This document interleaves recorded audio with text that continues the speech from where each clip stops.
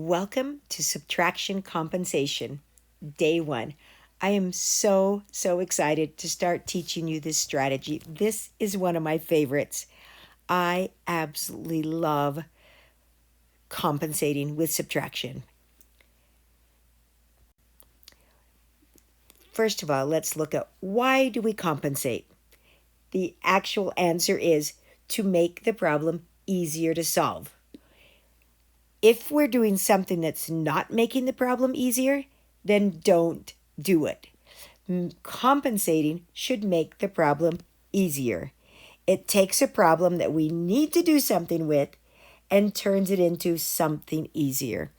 You'll remember we compensated with addition and we found zeros and we added and it was super nice. Well, now we're going to do that with subtraction. So, subtraction compensation, we are looking for the difference between two numbers. So if I subtract 10 minus 2, the difference is 8. So the difference is the answer in a subtraction problem. So in subtraction compensation, we also can call it same change. You'll remember with addition, we actually did the opposite. In addition, if we added 2 to a number, we actually had to subtract 2 from the other number. But in subtraction, we do the same thing. Subtraction means same. You must change both numbers exactly the same, or your difference, which is the answer, will be different or wrong. So let's look at this. If I have a number line and I'm doing 13 there, and I want to show 13 minus 9, I could go 13 and go 12, 11, 10, 9, 8, 7, 6, 5, 4, and I would say that 13 minus 9 equals 4. And you might actually have to use your fingers or use a number line or do something. But with compensation, we make it easier. So instead of doing a 13 minus 9, I'm going to add 1 to the 13 to make it 14. And then I'm going to add 1 to the 9 to make it 10.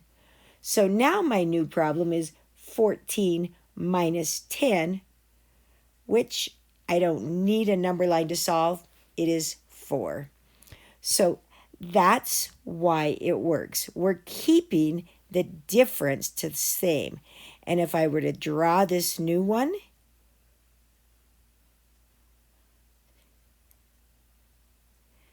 I would still have the same difference.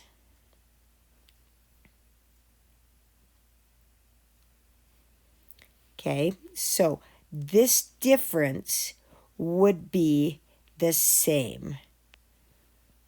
I just had to add 1 to both numbers. So let's see why we do it. Look at these 3 columns of subtraction.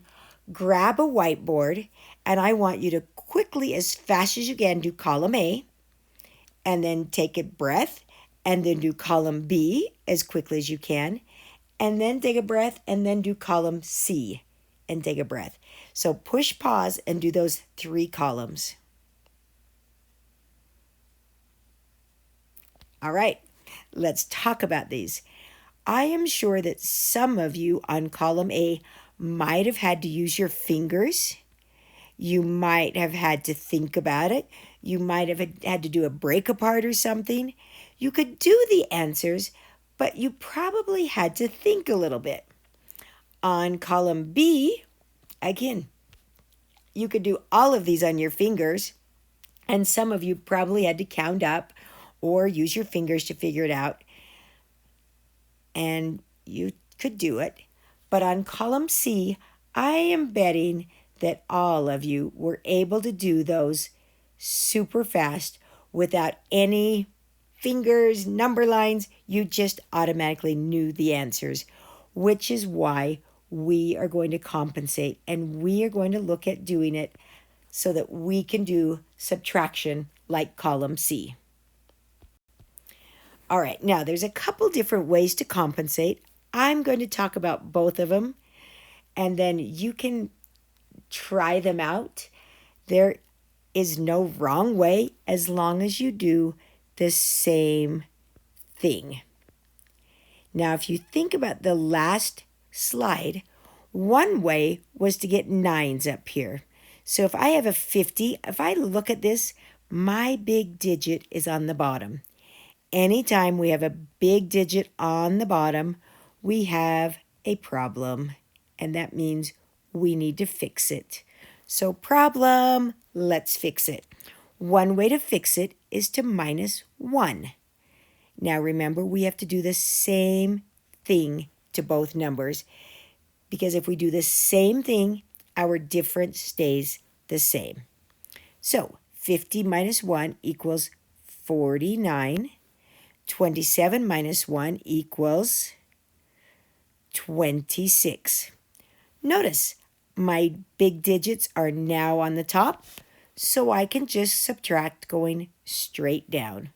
40 minus 20 equals 20. 9 minus 6 equals 3. This is a very common way to compensate, and you'll see it all over. Here is a different way. If you'll remember, most of you probably liked column C the best, so we are going to make it be a 0 on the bottom.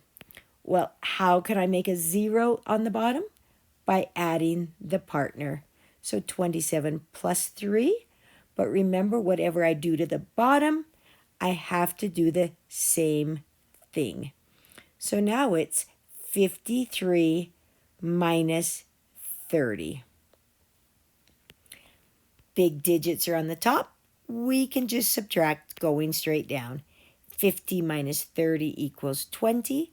3 minus 0 equals 3. Notice our answers are the same because we did the same thing to both numbers. As long as we're doing the same thing, our difference or our answer will stay the same. Let's try another one. 37 minus 18. Again, there's a couple different ways. We can either make it so we have a 9 on top or a 0 on the bottom. So let's put a 9 on top on the first one. So 37, it needs a 2 so that it will equal 39. But if I add a 2, remember this is subtraction, so we have to do the same thing. 18 plus 2 equals 20. 39 minus 20 equals 19. So notice on that one, we put the 9 on the top. Because if we put the 9 on the top, it will always be the bigger digit. Now let's try it where we put a 0 on the bottom. Well, how do we get 18 to have a 0 on the bottom? We add partner. Remember, we practice partners all year. Now notice, on this problem, it is exactly the same. And why? Because adding 2 to the 37, not only did it give us a 9, but it also gave us a 0. We should have seen that at the beginning, and hopefully some of you did see that and say, wait, it's already done. All right, 24 minus 18. Now, let's try it both ways. So first, I'm going to put a 9 on the top. So that would be 29. And now I have to put a 9, or I have to add the 5 to the bottom because we always have to do the same thing. Remember, it's same change. So if I change this number by adding 5, I have to change that number by adding 5. I actually don't like this problem because I'm crossing that 10 into 23, which actually made it not as easy. Let me quickly show you how we could have done it the other way. So 24 minus 18. Let's add 2 to the bottom. But if I add 2 to the bottom, I have to have 2 to the top. 24 plus 2 equals 26. 18 plus 2 equals 20. And 26 minus 20 equals 6. Notice, since we did the same change, our answers or our difference will stay the same. But you have to do the same. So as you look at this, you have a choice. You can either get a 9 on the top or a 0 on the bottom.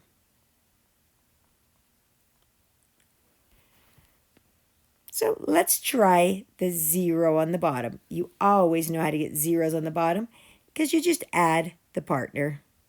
We have been practicing partners all year.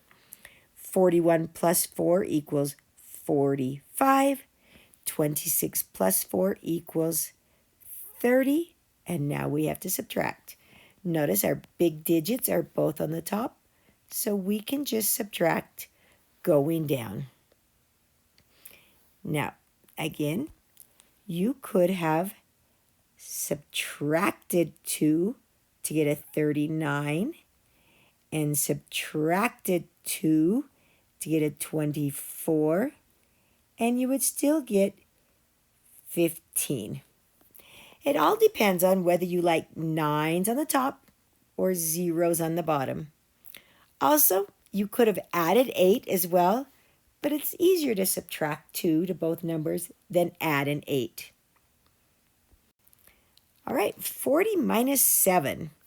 Now, we either need a 9 on the top or a 0 on the bottom. If we have a 0 up there, that is trouble. So 0 on the bottom. 9 on the top. Do the same thing or the same change. So let's add the partner. 43 minus 10 equals 33. Great. Oh, 36 minus 14. Should we try to add a 0, get the 0 on the bottom again? Plus 6 plus 6. Oh, 36 plus 6, we're crossing over. 42 minus 20 equals 22. Now, there might have been some of you that noticed, oh, big digit, big digit. It actually didn't need a strategy. We could have just subtracted. And if any of you noticed that, great job. That's what I love to see, is you looking at a problem. 71 minus 24. I'm just going to add my partner because partners are our friends and they're easy and we've practiced them. 77 minus 30 equals 47.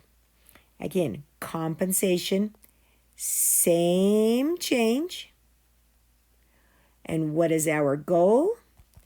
To get a 0 on the bottom or to get a 9 on the top. You can choose. All right, have a great day. Keep practicing.